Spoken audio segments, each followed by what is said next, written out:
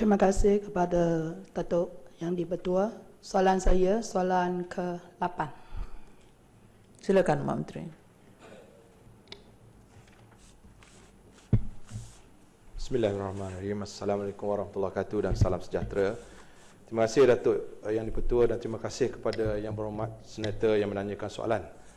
Tapi sebelum saya menjawab Datuk Yang di-Pertua, izinkan saya mengalu-alukan rombongan daripada Parlimen Tangga Batu yang hadir juga pada sesi Dewan Negara pada hari ini. Datuk Yang di-Pertua, saya mohon untuk menjawab pertanyaan ini bersekali dengan 17 pertanyaan lain,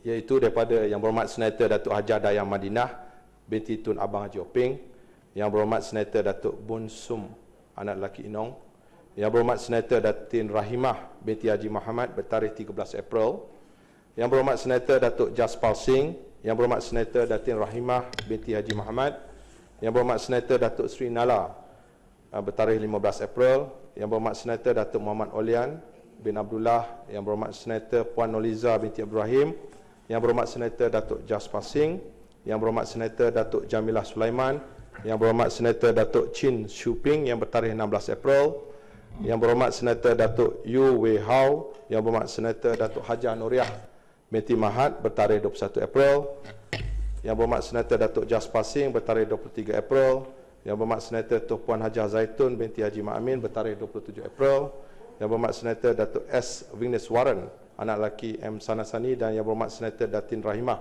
binti Haji Muhammad bertarikh 28 April, kerana ia menyentuh perkara yang sama, iaitu isu penggunaan media sosial dan penyalahgunaannya serta transaksi online.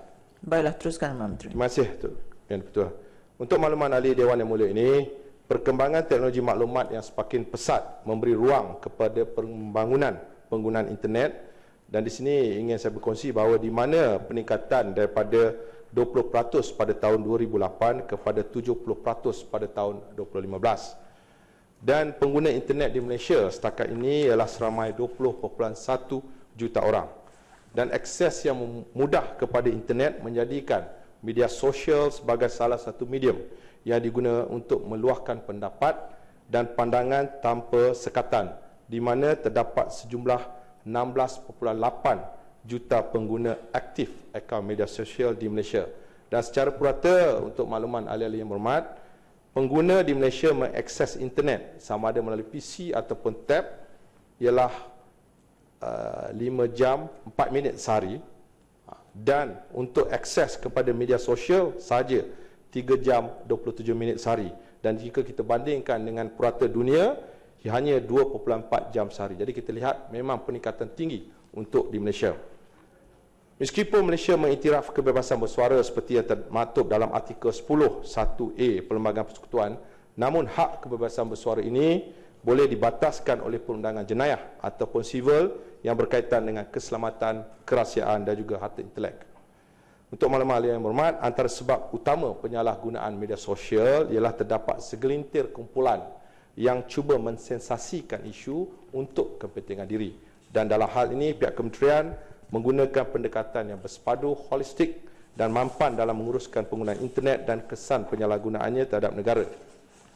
Bukan semua kes ataupun kesalahan jenayah yang dilakukan di internet berada dalam bidang kuasa Suruhanjaya Komunikasi dan Multimedia ataupun agensi di bawah kementerian, tetapi secara amnya, undang-undang sedia ada seperti Kanun Keseksaan, Akta Hasutan 1948 yang baru disemak baru ini, Akta Fitnah 1957, Akta Jenayah Komputer 1997 dan Akta Perlindungan Pengguna 1999 ataupun dengan izin online sales dan purchase transaction, juga digunakan dalam menangani hampir semua bentuk kesalahan termasuklah penghinaan terhadap institusi beraja, hasutan, perniagaan online dan sebagainya. Hakikatnya apa yang salah di alam maya juga salah di alam nyata. Sepanjang tahun 2012 hingga kini, sebanyak 283 kertas siasatan mengenai komen dan tulisan di media sosial telah pun dibuka di bawah Akta Komunikasi dan Multimedia, di mana 25 kes telah pun didakwa di mahkamah. Berhubung penggunaan mempengaruhi dan menggalakkan rakyat Malaysia menyertai gerakan militan ataupun Islamic State IS melalui media sosial dalam tahun 2014. Pihak Suruhanjaya Komunikasi dan Multimedia telah menerima 10 aduan berkaitan aktiviti militan dalam talian, dan daripada jumlah tersebut 7 melibatkan platform media sosial, dan kesemuanya telah pun dimajukan kepada pihak PDRM untuk tindakan selanjutnya. Mengenai perniagaan online juga, menurut kajian yang dilaksanakan oleh firma pendidikan International Data Corporation ataupun IDC dengan izin pada tahun 2012, perniagaan secara online memang berkembang pesat secara global, dan Malaysia urus niaga e-dagang dijangka akan mencatatkan perniagaan yang besar di antara tahun 2011 hingga 2016. Kajian tersebut menjangkakan nilai urus niaga e-dagang global meningkat daripada anggaran sebanyak 36.6 trilion pada tahun 2011 kepada 75.3 trilion pada tahun 2016. Dalam tempoh yang sama, bagi Malaysia, nilai urus dagang e-dagang turut dijangka meningkat daripada anggaran sebanyak 76.2 bilion pada tahun 2011 kepada 90.9 bilion pada 2016. Selain daripada menggalakkan perkembangan keusahawan melalui internet, pihak kementerian bekerjasama juga dengan pihak Kementerian Perdagangan Dalam Negeri, Koperasi dan Kepenggunaan ataupun KPD NKK dalam membantu siasatan terutama kes-kes perniagaan secara online dan juga agensi penguasaan lain seperti PDRM. Selaras dengan perkembangan semasa, pihak kementerian sentiasa mengambil langkah-langkah penambahbaikan penguatkuasaan terhadap penyalahgunaan dan jenayah yang dilakukan dalam media sosial dan internet. Suka saya maklumkan bahawa antaranya penambahbaikan peruntukan Undang-Undang Akta Komunikasi Multimedia 1998 dan juga Akta Suruhanjaya yang kini sedang disemak, dan insya-Allah kita cuba bentangkan pada tahun ini ataupun selewat-lewatnya awal tahun hadapan. Walau bagaimanapun, tidak semua kes ni yang akan berakhir dengan pendakwaan. Terdapat juga pihak SKMM mengambil tindakan berbentuk administratif dengan izin ataupun pentadbiran terhadap pembekal perkhidmatan yang tertaluk di bawah Akta Komunikasi dan Multimedia, di mana antara tindakan berbentuk pentadbiran yang diambil adalah seperti penyekatan akses kepada laman sesawang yang menyalahi ataupun cuba menyalahi undang-undang negara. Dan untuk makluman, ini rekod yang saya ada dulunya, di mana pada tahun 2014 sejumlah 1,409 laman web yang telah pun disekat kerana menyalahi pelbagai undang-undang bertulis negara. Antara langkah-langkah lain yang turut diambil oleh pihak kementerian untuk mengawal penyalahgunaan media sosial adalah melibatkan pelan strategik untuk masa depan. Pertamanya, membangunkan keupayaan pasukan forensik SKMM. Yang keduanya, mengadakan program kesedaran secara berterusan. Kerana kita tahu sebagai pengguna, beliau lah yang menentukan sama ada kita nak masukkan yang positif ataupun yang negatif, kerana semuanya di hujung jari. Yang ketiganya, kita mengaktifkan Forum Kandungan Komunikasi dan Multimedia ataupun CF yang berada di bawah Kementerian di bawah Akta Komunikasi. Dan yang keempatnya, memantapkan fungsi Biro Aduan di SKMM sebagai pusat penerimaan semua jenis aduan. Dan untuk makluman ahli-ahli Dewan, untuk permulaan, Majlis Sosial Negara telah pun bersetuju secara prinsipnya dengan penubuhan jawatan kuasa perunding pemekasaan media digital yang akan ditubuhkan di bawah Akta Komunikasi Multimedia 1998. Kesimpulannya, tanggungjawab untuk mendidik dan memberi kesedaran kepada masyarakat untuk menjadi pengguna internet yang berintegriti harus dipikul bersama antara kerajaan dan setiap lapisan masyarakat. Kerana yang penting, dengan izin, we should all pause to think before we click. Terima kasih. Terima kasih, Mak Menteri. Soalan tambahan, Datuk Lim Nget Yun. Terima kasih kepada Datuk Yang di-Pertua dan kepada Kementerian atas jawapan. Memandangkan penyalahgunaan media sosial ini memanglah kesan yang amat besar dan buruk untuk kerajaan kita, sebab pihak tertentu menggunakan channel ini sengaja memburukkan dan menjejaskan imej negara kita. Dan isu ini berterusan. Kita sudah sedar, tetapi berterusan. Semakin lama, semakin teruk. Terus kepada soalan, Yang Amat. Jadi, soalan saya, adakah penguat kuasa kita lemah atau ada sebab-sebab lain supaya yang masalah ini, isu ini tidak dikawal? Terima kasih. Terima kasih, Mak Senator. Sebenarnya setiap kali sesi Dewan, sama ada di Dewan Rakyat ataupun Dewan Negara, memang isu media sosial ni memang sering kali ditimbulkan. Dan seperti yang saya perjelaskan tadi, memang di pihak kementerian melalui SKMM kita akan menambahkan lagi dari segi bilangan anggota penguatkuasaan, termasuk dari segi pemantauan dan sebagainya. Dan sering kali juga kita dapati ada cadangan antaranya untuk menutup laman Facebook dan sebagainya, dan pihak kementerian memang tidak berhasrat untuk meneruskan ataupun menutup. Dan ada juga cadangan untuk mewajibkan semua untuk berdaftar dan sebagainya.